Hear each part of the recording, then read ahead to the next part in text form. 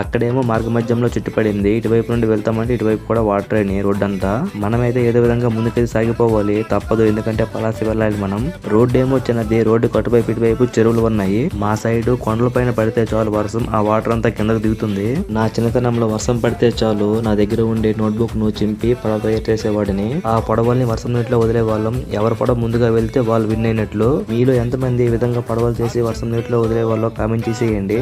ఇప్పుడు కాలంలో ఉండే పిల్లలకి చేతిలో మొబైల్ ఫోన్ ఉంటే చాలు, చుట్టుపక్కల ఏం జరిగినా పట్టించుకోరు. అలా తయారవడానికి కారణం తల్లిదండ్రులే. మీరు ఒకసారి గుండె మీద చేసుకొని చెప్పండి అవునా కాదా అని. 90s కిడ్స్ కి అయితే తెలిసింది ఒకే ఒక మొబైల్ ఫోన్, అది కూడా అగ్గిపెట్టికి తోడు కట్టి ఆ చివరి ఈ చివర కూర్చొని మాట్లాడుకోవడం అదే మొబైల్ ఫోన్. ప్రెజెంట్ అయితే తల్లి గర్భం నుండి బిడ్డ జన్మించిన వెంటనే తల్లిదండ్రులు మొదటగా పెట్టేది చేతిలో మొబైల్ ఫోన్ పిల్లవాడికి. మా టైంలో అన్నం తినకపోతే బూజులు తీసుకుని వెళ్ళిపోతుందని చెప్పి అన్నం తినిపిస్తారు. ఇప్పుడైతే డైరెక్ట్ గా చేతిలో మొబైల్ ఫోన్ పెట్టి అన్నం తినిపిస్తారు. అయితే ఒకటే డౌట్, అప్పుడు బిడ్డలకు ఇప్పుడు తల్లిదండ్రులు అయ్యారు, వాళ్ళకి తెలియదా కొంచెం కూడా?